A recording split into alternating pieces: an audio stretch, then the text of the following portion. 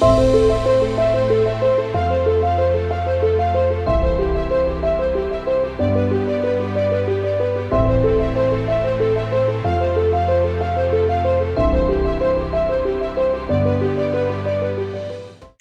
it last? I think that was where I kind of wanted to start.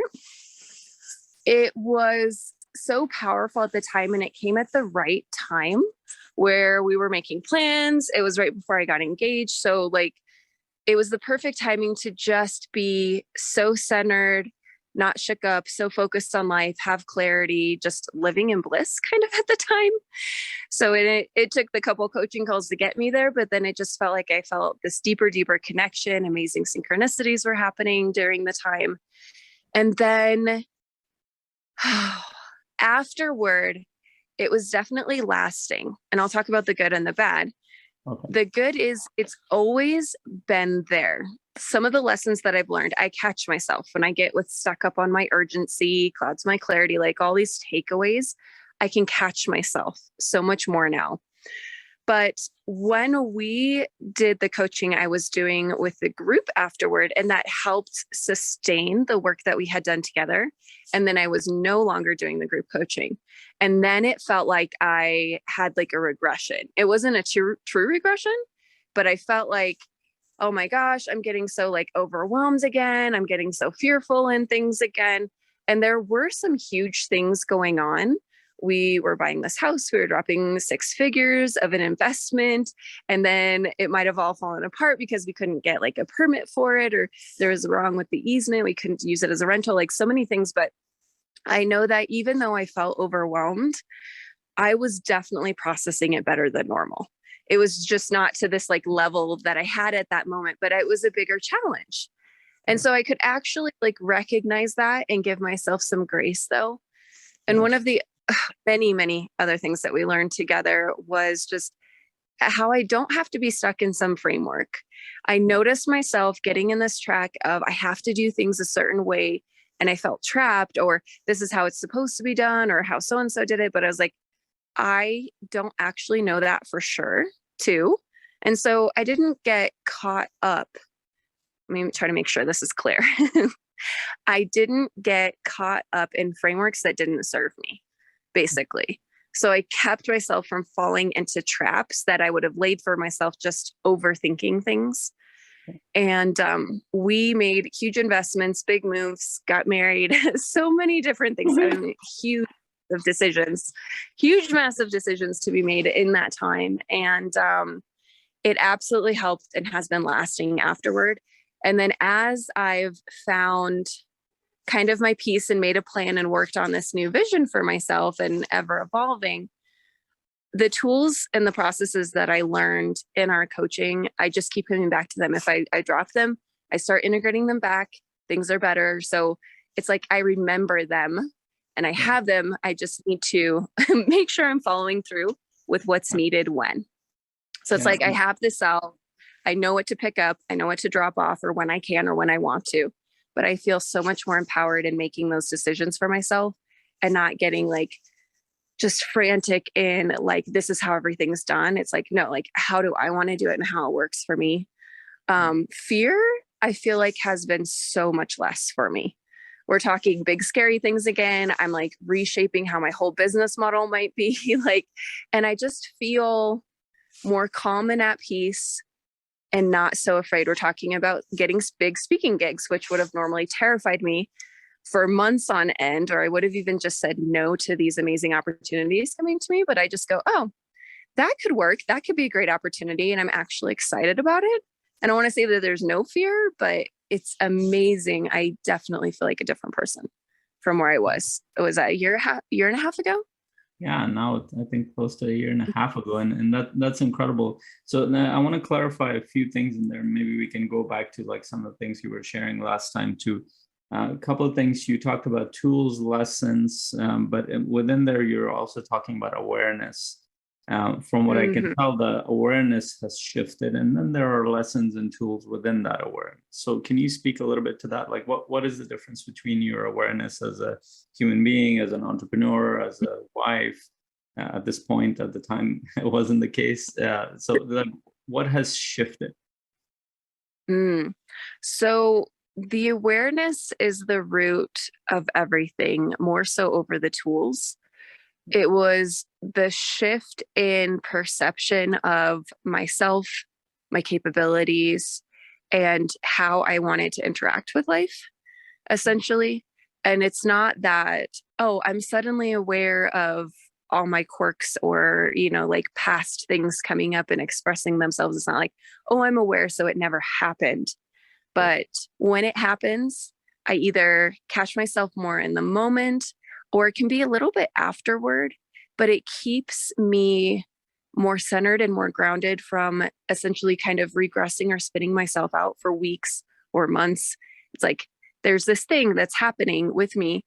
How can I work with it now? Or just becoming aware of it shifts everything. Sometimes you don't even need to do anything. It's just becoming aware of it. And it's like, oh, and then that's it. It just either releases or you know how to move and you're not being ruled by it anymore. Yeah. And I'll like, yeah, catch myself with either rules, things, how things have to be. And it's allowed me to be a lot more free. Yeah. And that's just the word, just free. I mean, I could explain how or why, but it's just more freeing in 100 different areas of life. Yeah, that's really cool the way you're describing it, because, and I often talk to most of my clients, as you know, they're real estate investors, and there's a lot of talk about external, like freedom of environment. So the time freedom, the location freedom, the resource freedom for you to do whatever you want. But a lot of times we're actually stuck in our own mind, and we don't realize that if you're, I'll give you a story. So yesterday, my wife and I, we just went outside. And I mean, we have, initially when we had, like years ago, when we started getting more money, we were going out to all these fancy places and stuff. And we go out and neither of us wanted to go anywhere. I got some coffee and we were driving around. Like we just wanted to be with each other. But that actually came from the fact that we could be free and open and connected with each other regardless of the circumstance. Now, I'm not saying those fancy things are sometimes not good to have or not good to have. And I was actually lying down last night and I was thinking about this. I'm like, let's say I had $1 million more. Let's say I had $10 million more. What would I have done last night? I would have done the same exact thing. Like there wouldn't have been a difference, because the point was to connect with each other, to be able to create together, to be able to enjoy that moment together. And that is precious. And a lot of people don't realize it. Now, I'm describing it more in a relationship, but what I'm hearing from you is that your sense of freedom allows you to not get stuck with your thoughts or those frameworks and models, or the way that people kind of put structures around things, that, oh, you have to do things a certain way. And if you're not doing it, you're beating yourself up about it, or you're getting some kind of imposter syndrome around, or you're afraid of doing something when, like you said, that just pitching yourself for a speaking engagement, that you don't know what's going to happen. What are your thoughts? It's so funny that I was using the word freedom because, that's the same thing. Like, essentially, what I had thought was going to give me this freedom that I was seeking was quitting my job, starting my own business, which I had done over 5 years ago. But then you feel, oh, more trapped as an entrepreneur if you're only saying that my freedom is with a certain amount of money or certain amount of time. Yes, let's have a vision for something specific, but no matter how my environment or situation changed for the good or the bad, financially, relationships, whatever, I didn't find what it was that I was seeking because it was internal. And I knew, meditation, and I knew all these different things. And I was saying like a therapist, kind of like coach, like just trying to find like how to fix it.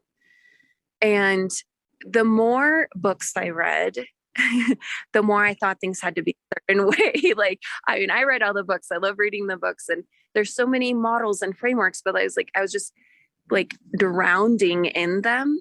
And it actually felt like it was taking away more of like my intuition and my own choice. And this is how it's supposed to be. And like, this works for so and so. Why is it not working for me? Like, so that's where I got more and more spun out as I got to these other certain levels. But like, that's not it. That's not the thing I'm looking for. It's not enough. Chasing, it's not enough. It's not enough. But to work with myself on the inside, I was doing everything I could myself. And I did seek a little bit of outside help, but until you had come along to like just pick up on my body language, where my eye is going, you know, like what I'm trying to recall, like just watching me and listening to me and then repeating things back, or just I'm long winded, I go on, and you can pick the nugget out of everything where my mind is thinking and blurting all these things out. And you're like, what I hear, like you just did with me.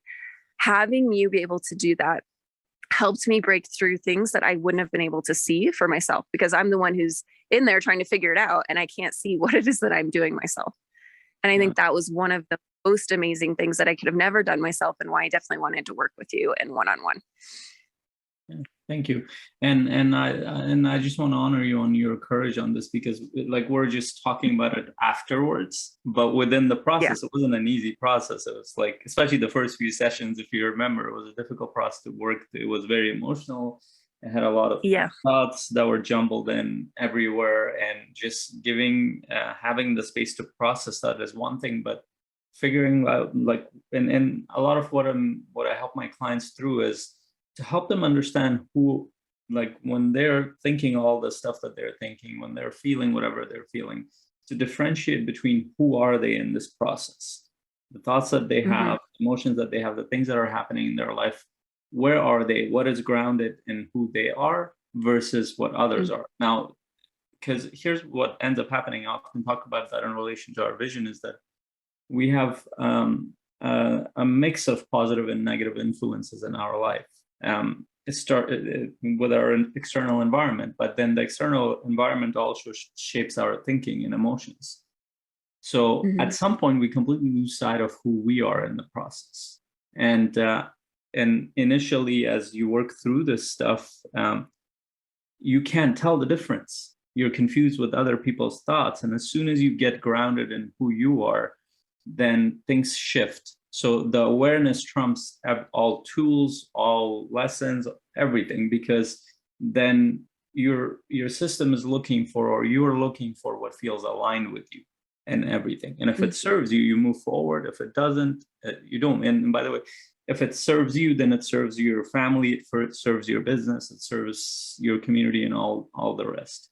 I love that you went towards that. Now, you've said that awareness has stayed, and usually awareness is permanent, because once you learn it, once you see it, you can't unsee it. It's like learning how to ride a bike. Once you learn, you can't, you might have to get some training on it if you haven't been on the bike for a while, which is what you're describing. Oh, I haven't practiced it, but okay, but I can still catch it.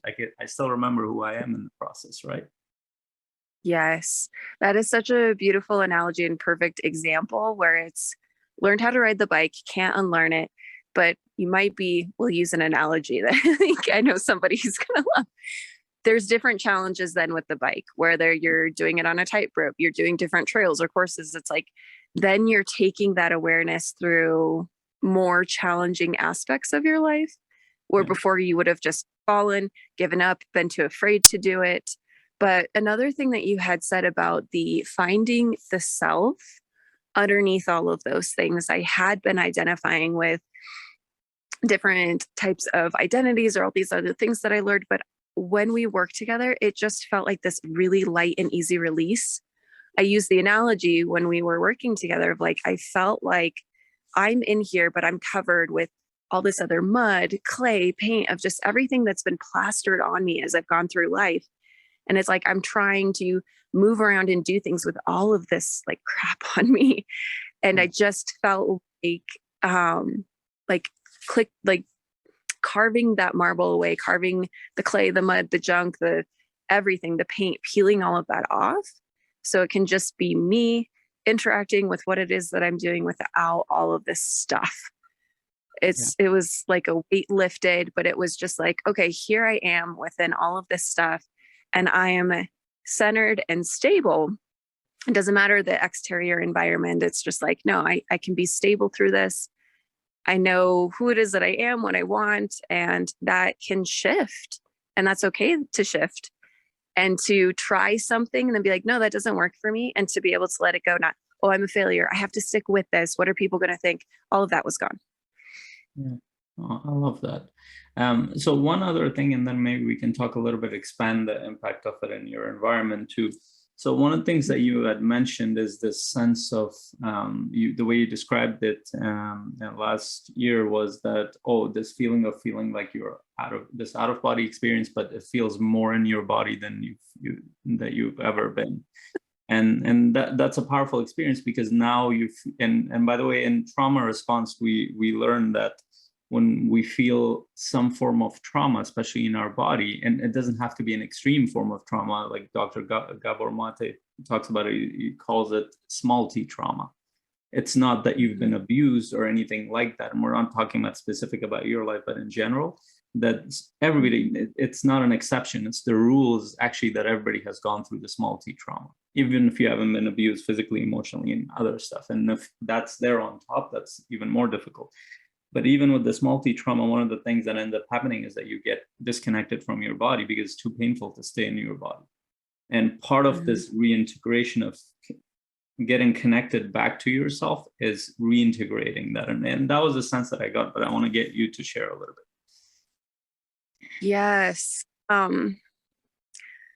That's the reactive side, I think, where we have all of those things that are causing pain, discomfort. Our body is just excessively reacting to, like a stress reaction.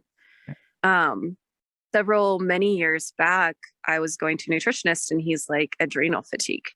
He's like, what's your life been like the past 10 years? And I'm like, oh, this and my parents' car accident. And like, even starting at 18, like it just on and on and on. He was like, yeah, let's do some tests. Found out I had this adrenal fatigue. And I was just, and of course his suggestion was like, okay, let's try to make your life simpler, like more relaxed or less triggering. And I was in a terrible relationship, ended up getting probably divorced within that year. Like I was working 2 different jobs. Like I was like, how could I possibly do that?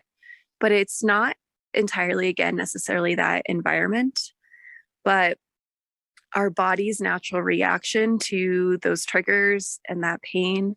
Gosh, there's so much I could say on that. It is the awareness. Again, it comes back to kind of that awareness. But when you said, I remembered my words now, I had forgot I had said that. Like I felt like I was having an out of body experience, but I felt more in my body than I've ever been. And it was peaceful, like when I was in there, and I felt more safe. I felt less triggered. Like you always have that feeling, oh, someone's watching you, someone's judging you, or just, 100,000 things. But it was like that connection, that peace, that safety, no matter what was going on the inside, because I wasn't fighting with myself so much on the inside. If that makes sense. Yeah. Yeah. And that's powerful, because for most people, it's that consistent war within us of like we feel disconnected, and what ends up happening, and we get stuck in our head, and usually we want to either numb the pain or we want to distract ourselves. And then the effects of it shows up in different forms for people, but there are certain patterns. But the fact that you were able to get reconnected, now we're not talking about therapy, because I didn't do therapy, but we are talking about integration, and that goes deeper than therapy a lot of times, which means that you're reconnecting with who you are, and which goes back to awareness, is that you're finding the self that you kind of you had to put aside because it was too painful to be who you were at times. It was too painful to show up as that, because that part of that aspect of you gave you pain. But as soon as you make peace with that, then something shifts. You start to show up. Okay, even though the pain is there, I can see the value of that and who I am, and that's powerful, because a lot of people can't do that. So I also wanted to go to so what is the impact? What has been the impact of that in your relationship with your husband now, with your parents, with your clients? Like, because usually what ends up happening is that whatever we feel, it starts to have an implicit or explicit impact on the people around us. So what has been that impact? I would say I'm not 100% perfect, but I'm aware of when I'm not, and it's okay, because then I can move forward without like working on removing that need to be defensive. But in your connections with other people, we have so many different perceptions. We have our own mind of what's going on, our own past experiences to dedicate to that moment. But in these moments, I can just let things be without like interfering so much. It was like, I was very much, I think, an interferer and I'd get in my own way of being with people, essentially, where it was just like, I can just be here no matter what's going on. I can be more present. I can be more connected and not have this, like, I need to interject. I need to have my say. I need to get this across. Because I think here it is, the big walk away is my need to explain myself. It comes up sometimes and it gets triggered, but my need to always explain myself to like other people was like, I have my own understanding and I don't need that exterior validation anymore. I wasn't seeking for these things in other people. I could just connect with them because I knew how to work with it within myself, or I was validated by myself. And I didn't need that from other people. Not being needing in that way, even client work. I can't find any particular examples, but every interaction with every human is it's using it to fulfill a need that you have. And when those needs are being fulfilled by your own practices and that work within yourself, it removes that entire barrier and it opens up a completely different type of relationship. Yeah, so what I hear there is that there is more of an ease and openness and acceptance of other people around you, and more of an ease in how you interact with them. And obviously, we're not talking, none of this stuff is about perfection, because I can't claim that, you can't claim that, most people can't claim that. No. But we're talking about a growth process. Is that like where you were and where you are? That's a big difference. I love the view behind you. It reminds me of when I was there. I missed the mountain. I see the sun coming up because I keep getting flashbacks of when I was watching the sun come up and the mist go up right before the mist is going up behind the mountains or on top of the mountains, which is really cool. But in any case, I really love that, because just creating ease, and part of what you wanted to do was, part of your vision was that you wanted to start a family. And that actually, those challenges start to show up more when our kids come into the picture, and it creates more of a complex structure. And now the same interfering side that we have with our spouse or with other people, it shows up in amplified versions with our kids, because we're more afraid with the people that are with our kids that are born than anybody else, because we want to protect them, we want to care for them. Do you feel free to speak a little bit about that? Yes. So I'm not unfamiliar what it's like living with kids. One of my exes, we had 3 to 5 year old around about half the time. Even though she wasn't my own, I was very much learning how all those things that you're talking about. And part of my vision that we had worked with together was essentially who I would be with my children, who I wanted to be, how I wanted to teach them. And I wasn't necessarily that way in the beginning. And it is an ever evolving process. I know I'm going to be growing with them. Like, it's not, oh, I got everything figured out, I'm ready to parent. But as we are stepping into family planning, I cannot be more grateful that I went through the coaching. I have the awareness now and what it is that I'm learning and working on now, because if we hadn't have done that coaching, I couldn't necessarily fulfill that desire of what it is that I want for my life and what I want for them. And I feel so much more confident in not being influenced by things in that relationship, influenced by things that I do not want to be influenced by, whether it's exterior motives or environments.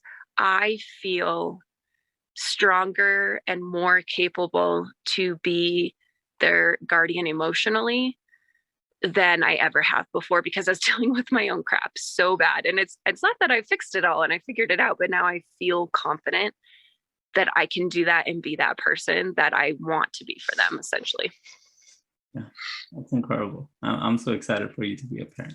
Or so and you guys are in the process of that. Well, thankfully, Monica and I are friends too, so we're now like learning more about each other's life. And I was in Colorado. I spent some time, and it's amazing to just watch the growth, because one of the most difficult things in this process is, like, when I became a parent, there is no training for that. It's like one of the most ridiculous things. There's like, nobody taught me how to be a parent.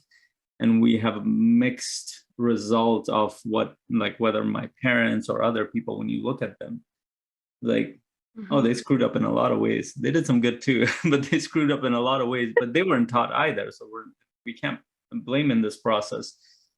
But there are no manuals, and the manuals that are there, and I was just reading a book this morning, like there are hundreds, thousands of books on parenting, but every one of them based on some external opinion versus an internal, natural, intuitive process of rearing children. What is that? And that was passed on, like part of it was passed on generation by generation when we were part of communities. But when you go to the modern world, it disappears. And one of the first things that disappears is that your intuition. It doesn't disappear. We just lose sight of it because almost everything is, oh, look for external validation for what you need in life. Like you need to be, and that's part of being human partially, but it's not all of it. And as soon as you lose touch with that, then guess what? You're listening to, for example, a doctor telling you to ignore your baby crying, when we're learning through so much research that that's a ridiculous thing to do. But for a while, decades, doctors have been giving that opinion based on whatever they thought. So the point here is that that's incredible in itself. I wanted to kind of backtrack a little bit, just a couple other things. So tell us a little bit about your energy, and then I want to talk a little bit about purpose, and then we can finalize it. So because one of the things you talked about was like one of the consistent challenge was your energy. Like there are times where you had like you would work consistently for days, and then all of a sudden you can't do anything. Like what shifted in terms of your physical, mental, emotional, all that, the energies? So there's good and bad in here on the energy front, because, well, if you compare though, working intensively, mentally, creatively, that's exhausting in its own way. And then when we bought the house and we're trying to get it ready for short-term rental, we're like doing remodel. So if I'm not on the computer mentally taxing myself, it was physically drywall, mud, trim, like, I mean, nonstop going crazy. So I got through that, but I hit another phase where it was just like extreme, like energy deprived again. But then I look back and I'm like, what I had accomplished was 2 or 3 times the amount before that would have exhausted me and lost that energy. So what I had learned a lot about the energy was a few things not doing to take care of myself, but a lot of it was the urgency that I was putting on myself, and a lot of that exterior pressures tapped out energy. Like I could sit there, not be doing anything at all, but exhausting myself with my thoughts and the fears. We were talking about fear a little bit earlier before. The thoughts and the fears were more exhausting than the actual physical work itself, the mental work even. And that is where I can tell where my energy comes from. Yeah. So it doesn't matter.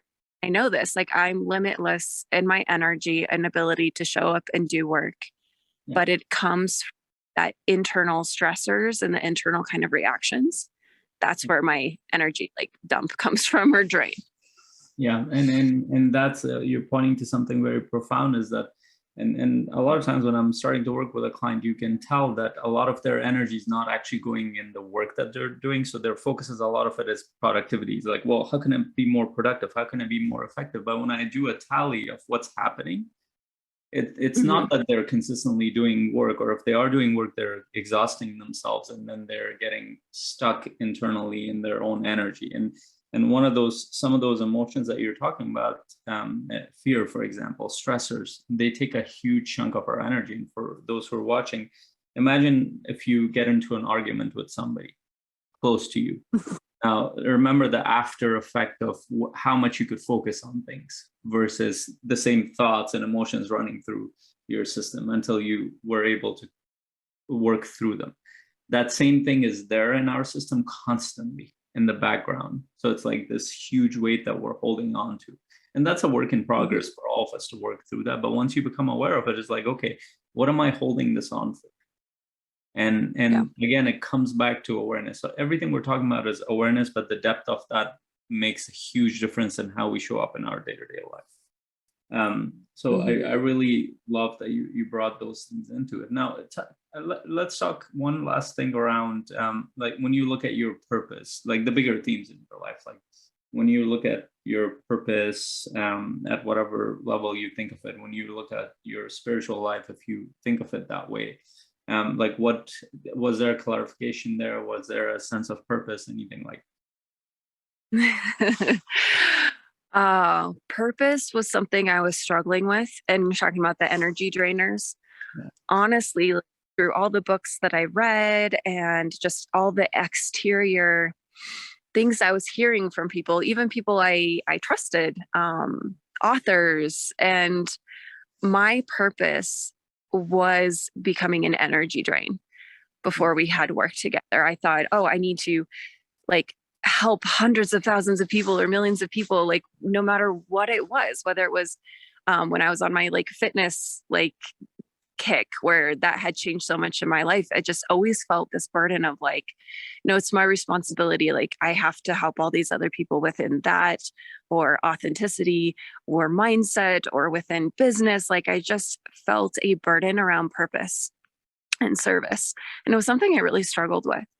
And you had just, I mean, in the most simple way, just saying, oh, there's these people who are yogis and they travel and, you know, their own spiritual awakening and journey and exploration helps mankind by this, but they're not going and trying to teach it to millions of people. And there's so many different, like little, it wasn't even, it was just facts, things that I didn't know. And just, you gave me, here's another way that people live and contribute, period. It was one sentence and it completely opened up my freedom to say, following my intuition and my own desires and my own spirituality, like enough is enough. And even if that enough is me hiding in the woods, raising my family and helping just a few people, my friends, a couple clients, it's enough. And my awakening, my awareness, me moving through my day and that butterfly effect is probably all the purpose that I have. Maybe even my purpose can be just the inner growth and awakening in myself. I don't have to have this burden of all these different things. And it doesn't mean I don't want to help people and serve people. And now I have a free and open relationship and desire to want to do that, where it's not this huge pressure of, oh, my creator put me on this earth to fix all these people or help all these people. But it was like me being here and being me and doing my own work can be enough purpose. So I don't have 100% like, this is my purpose now, because it actually keeps changing as I have that relationship and as I get deeper in spirituality and as I think about having a family or as I have more interactions with people that actually need what I do in my business. Like it continues to change, and being open to that unfolding has removed all that pressure around the purpose. And it's something that can be an unknown and an unknown and a known at the same time. And now, I mean, it's very hard probably to wrap. It's No, like one of you're those. actually profoundly Yeah. pointing to something very important. Is that so? We live in the age of social media where we hear certain things. For example, somebody say, "I want to impact 1 million people in this year, this and that." You hear it all the time. It's just a branding tactic. It's just a marketing tactic. It has nothing to do with reality. So, for example, most leaders that you look at that impacted a lot of people. So, for example, Gandhi never sat there and said, "Well, I want to impact this many people." He just went on to help a bunch of people, and it just expanded as he was doing more things. Or even Martin Luther King Jr. or Mandela, like they never started off as, "Well, I want to affect 100 million people." Like they never had numbers in there. What they had was there's this conviction, there's this passion, and as their life moved forward, as they started doing things, like you said, as you're starting to build a family or a business, things started to build out, and different aspects of you started emerging, and your purpose expanded. It wasn't like a pre-thought process around that. It's just being open to that. One of the things I hear over and over with my clients is that, "Well, I want to be a philanthropist." I know where they get that from, because they're told that that's the best thing to be. That's not necessarily. Philanthropists are not the people who change the world. Maybe they did, some of them, but is that related? Is that connected to who you are? Is that what you want to do? Or is that what you think is a good thing to do? Those are two very different things, and it might feel aligned with you or it might not. So the fact that you look at it now as more dynamic and ever evolving is actually very natural. Because Yeah. whatever, for example, for me, originally when I started off, I just wanted to impact one person. It was just like I just wanted to see how I could help one person, but that has has changed to thousands of people, and I could have never imagined it like that. And maybe in the future it'll be millions, maybe it won't be. I don't know. I don't know until it emerges. So I really love that you put it that way. So finally, what are some let's talk a little bit about your ongoing growth. Right? What are you doing for that? Because part of what when I look at coaching, personal growth, awareness is an ongoing process. It's not something you stop.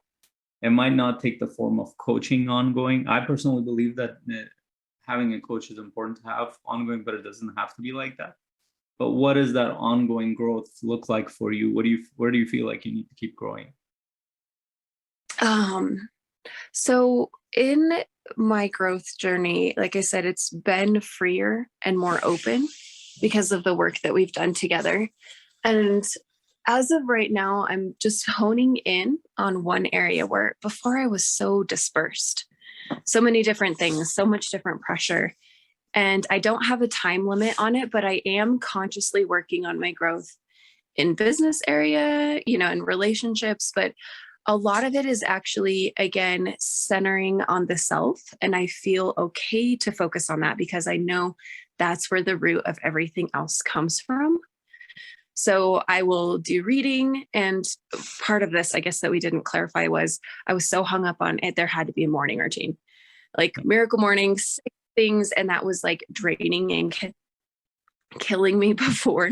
But now it's what's going to serve me the most this morning, being able to be free. I love your morning example. And I always think of like Faisal's morning.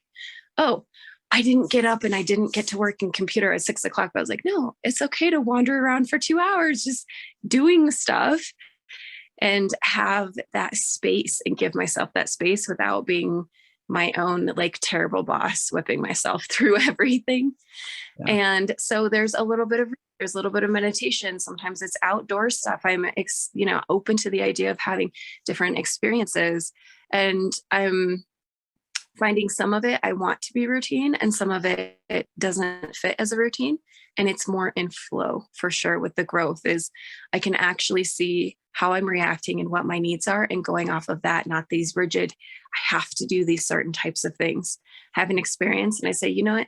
My life would be better to integrate this in more regularly. And then I just do it. There's no extra thought. It's not a huge ordeal, essentially, where it probably always was before. But growth is something I still want, but I don't have the urgency around it that I used to have. And it's more enjoyable. And it's actually like it works better. It's actually growth because it's not being forced. Yeah, and then what you're talking about is sustainability there as well, is that if something stops being enjoyable, more than likely it's not sustainable. And when you're talking about morning routines, like we forget that we go through like phases of life, even within a given year. Like people who write those books, they've created this extreme structure around these things, whether it's Miracle Morning. There's nothing wrong with it per se. It's just that worked for them. And it will work for a few other people, but it doesn't mean it'll work for everybody. And essentially, like, for example, when I look at my life, like just like there are different seasons in a year, I'll go through these seasons where routines change. Like, for example, the past 3 months, I was doing a lot of work in the morning when I would wake up. Not because, I had to do work, because I wanted to, because I was invested in certain projects. But now I'm not doing a lot of work. I'm more relaxed. I'm more laid back. I'm strategizing more. I'm connecting more. I'm like doing more of the away from working in the business in my life. I'm more observant, more, and that happens now. And there will be a point I'm more physically working on myself, like I'm working out more, but there is a period I won't do as much. I'll still continue on working out. I'll take care of myself physically, but it won't be as extreme. Like we go through these highs and lows in our life, and every aspect of our life, we don't realize it. But then as soon as you create a rigid structure and then it stops working after a while and stops becoming enjoyable, then it starts to become draining. The thing that was supposed to help you becomes draining. So I love that it's becoming more flow, a free flow for you, and becomes more natural in that sense. Yeah. So aside from that, any other thoughts, any other positive or negative impact that you've seen, and also what would you share to anybody who's seeking to get coaching? Like, what is it worth it for people? Is it not? We didn't talk about many negatives because there's really not any. there's there's no negative outcome that had come from the coaching. I would say that maybe not continuing to stay with the group had led me to struggling to keep up a few things on my own, um, which also we're going to do whether we have the group or not. But like you've said 100,000 times, like when we're around other people doing the same things as we are, it normalizes it and it helps us stay in touch with that intention and that awareness more easily. So it takes less energy to maintain when we're just around other people and we're spending a little bit of time a week on kind of resetting those intentions and doing a little bit of that work within it. Um, if I hadn't had done coaching, my life would not be what it is. And I'd be very sad about that. I know like I might be where I'm at now, but it would have traumatized me, triggering so many different things, my own fears, insecurities. I would have had a lot less of a good time. And I actually would have definitely said no to a lot of amazing opportunities that have come my way because I'd have been too afraid, not confident enough, or just too hung up in I need to do other things first, whatever it is. But without the coaching, I would probably have made a few different decisions that would have greatly impacted outcomes in ways that I can't even express.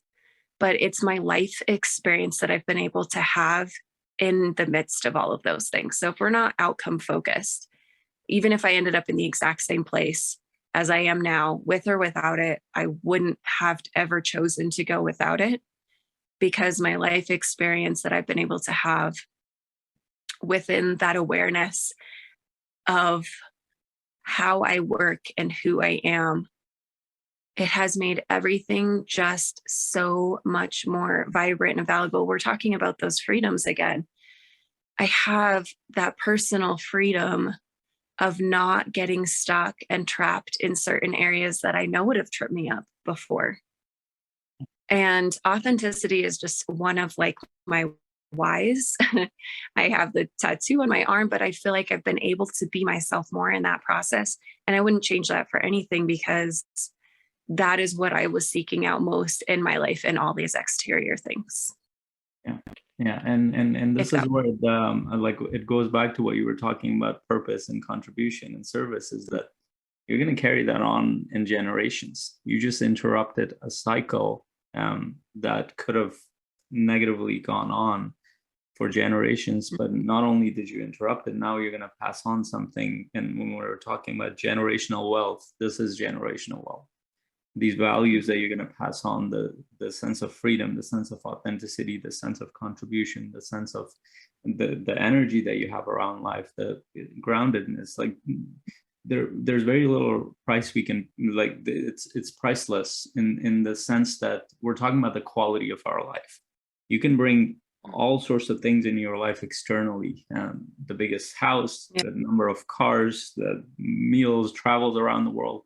Nothing will change your life unless you change the quality of your experience. And that's what you keep referring back to this. And for me, that's primary because I will never stop people from creating or discourage people from creating abundance in their life externally, whether it's in terms of their finance or time freedom, or if they want to do different things, go do those things. But if you're traveling somewhere and you're sitting there and you're in front of a beautiful area and different culture you're learning about, but you're stuck in your own head and you're disconnected, you can't even observe, what the hell is the point of that? You're in a big house, you're sitting with your family, but you completely feel disconnected with yourself and your family. What the hell is the point of that? and so many other things that we don't really understand, see the quality of it, because we judge the experience by the external metrics of it versus the internal quality, which you are the only one who can experience it. And then the people around you. So thank you, Monica. This has been awesome. Like it's just been so heartfelt, and I don't know if you can tell, but I got emotional quite a bit through the process, just hearing you, because to me it's very important, because this is what we call change in the world. And then there's this post that I always see, is that this is what most people think revolution is, and this is what it actually happens. So the picture goes like this. One of them is people going out on the street just like, let's change the policies. The other one is some guy just sitting introspectively in their thing, working through theirs. And this is what we call revolution. So thank you for sharing your experience. Yeah, of course. I hope it was helpful, insightful, and it's really good to sit back and reflect on it. And ever since we had intended to have this conversation, I've just thought of so many different things. It brought open again my awareness. I was even more aware because I wanted to try to articulate like these things. And like you've said so many times, why you struggled so much with like, how do you describe what it is that you do? Because it is so experiential that words just lack. People would use completely different words in their own experience. And I've done my best trying to articulate it. But I mean, I feel like I've fallen short. But I know that it was helpful and good to share. Yeah, and it's hard to describe it, because unless you've gone through the experience of it, and much of that's why I kept going back to your own awareness, because most of what we did in coaching wasn't me telling you what to do or what to create. Actually, none of it was that. It was me giving perspective, me asking questions, going deeper, and helping you see things from a different angle. That starts to bring things together, and that starts to organize your thoughts, that starts to integrate your emotions better, that starts to see your life vision in a different light. You start to get more and more centered in yourself without somebody telling you what to be, who to be, what to create. You start, and once you start to get intuitively connected to a deeper part of yourself, then you don't need people to tell you what to do. You don't need people to motivate you. You don't need people to do anything in your life. You will just get pulled into certain directions, and so you stop pushing towards life. You start getting pulled by what feels aligned with you. And that's my aim in coaching, as usually, is that, well, how can we get you reintegrated into who you are at your core? And then the process is very automatic after that. Nobody needs to tell you to be or do or have anything. It just, you do what feels aligned with you naturally. Yeah. One of the other spin-off outcomes from working with you, because you just dropped those, oh, there's a different way. Oh, actually, Bruce Lee wasn't about this. His teachings, he was about this. And I was just completely like living in this framework that wasn't correct this whole time, but it isn't even about correctness. It's just opening up to the possibility that there's other ways to see things and do things. And that kind of opened this little like addiction now, where I want to constantly like, oh, is there another way to see this? Is there another way to experience this? And I'm just so open to that. But it's like, I'm chasing those. I get like little high rushes of like, oh, but it could go this way, where I was so one-tracked before and so stuck. But it's like, oh, we could completely go over here. Or we could go over here. And it's fun and it's freeing and it gives the energy. But I almost to the point where it's like, there's so many different possibilities that are all great. Maybe one's better for me. Maybe there's not another one, but opening up and seeing things in different ways has become something that I seek and I enjoy, where before I couldn't do it and it would have caused anxiety and stress. And so I constantly try to kind of remind myself of that. If I get a little one-tracked, one-sided, be like, there's another way to do this or see this. And it's really exciting to try to figure it out or discover something else new. Yeah. Well, you know who does that very well? It's actually kids. Yes. They're always seeking for different ways of doing things there. And we're talking about curiosity and creativity and imagination. As soon as we let go of those things, we get stuck in structures and models and frameworks that might have worked at some point, but they stop working. And that's that's natural to you as a human being. Like nobody needs to tell you that. And that kind of addiction It's a good kind of addiction to have. So thank you, Monica, for sharing everything. I think it's going to be, and even if just for people to hear it out, even if they haven't had the experience of it, they can see like, where do I fit in this? Like, what would I want to change in my life? What would I want to grow into? Because we're talking about a lifelong and generational process. We're not just talking about, oh, you need to deal with these goals. There are types of coaches that focus on projects and goals. That's not what because it needs to be a universal change. It needs to be a deeper change for you to change everything else, because everything else will be an effect of it. Whether it's you want to make the kind of money that you want to make, whether it's the kind of business you want to create, the kind of life, you will decide that, and then you will go towards it because that's important to you. But if you start with the money and the business and the project, you don't have a sense of who you are in the process or not very easily. And you're going to get hung up a heck of a lot more. Yeah. I say that this work is absolutely integral to those types of exterior things and those types of achievements. You could try to achieve those things by force, and you might. Again, you're not going to have the quality of life during or after, even if you do achieve those things, but it changes that of ease, enjoyment. And I honestly, I don't want to promise, but it accelerates because you get out of your own way. You're open to change. You're open to things that you might not have been before. And your approach and your energy to that approach helps nurture things that anxiousness, stress, and force wouldn't have allowed to unfold as quickly or as beautifully. But it's the difference between force and ease in that way. So the coaching at the fundamental level should be the base and the root of all those other things, in my opinion. Awesome. Awesome. Thank you so much, Monica. And thank you so much for sharing everything that you have. I'm truly grateful. Yes, thank you. It was good.